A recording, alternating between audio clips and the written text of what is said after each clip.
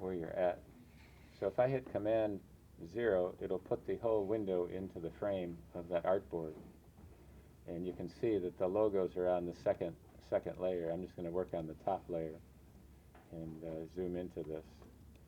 So when I see this, I have a couple of shapes. I'm not sure exactly what they are. I know this the S for the snake there.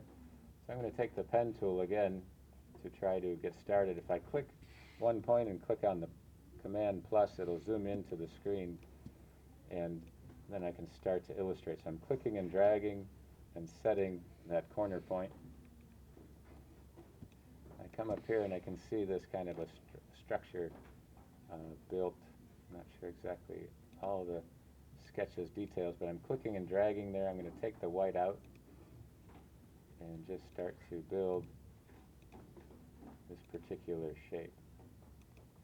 So once it's made, you can kind of see it. I can take the selection tool while it's highlighted and click on. Now if I want to deselect it, I can just click off into a blank area of this, but this is the selection here.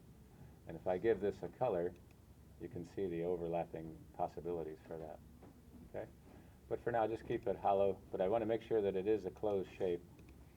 I click on the pen tool and I take a look at this next section and try to click. So I'm clicking right on the beginning of this, using the space bar to move around so I can see what details I have. And there's a little artifacts. I'm not sure exactly what that is, but I'll follow that across.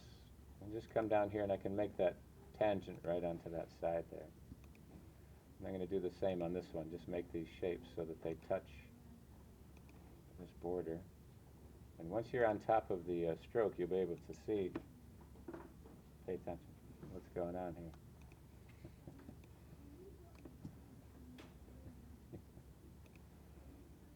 So here I'm going to create this whole part for the letter A there. Okay?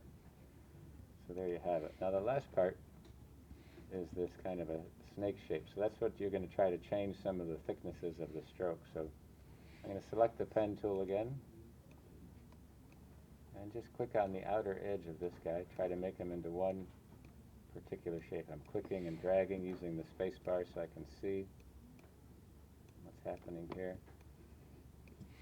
And here I'm just going to come down to this curve. You're trying to use the least amount of points when you create this shape.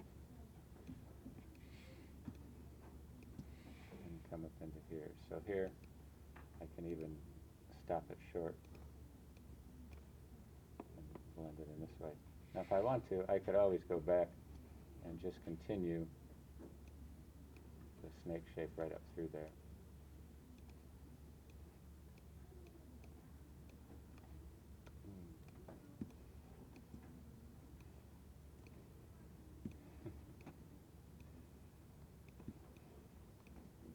Okay, so coming all the way up to this part. And this is the one I want to just kind of show you a little bit of the connection to it. And it kind of has this eye happening here. And it's enough where you can add a little bit to it. And remember, whatever shape you draw is going right on top of that piece. So here, the thickness of the stroke I can always change, or in this case I'm going to give this a color and take the stroke off so I can see that part. So it's just a matter of how you illustrate. Here's the path. So I'm going to deselect it, put the mouse right over top, just creating this eye shape. If you hold the Option and the Shift, it makes it in proportion and builds that piece up.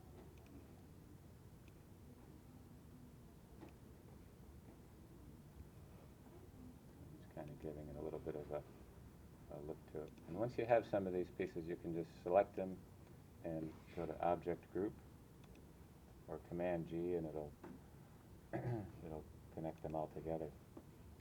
So now it's just a matter of trying to illustrate this out.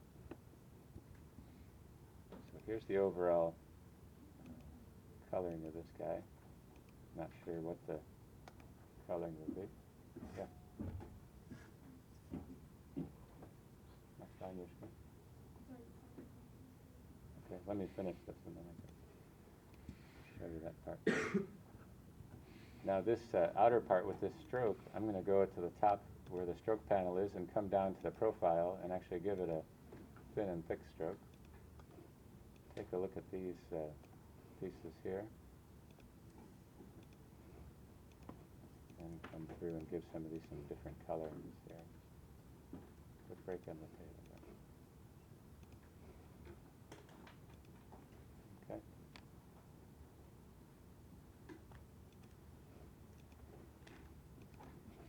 And then once you have it, just go to the layers panel, just hide that background layer. And I may try some of the shading in there, but that's basically the section with the tab key and the control option. And that's going to give me the keystroke for the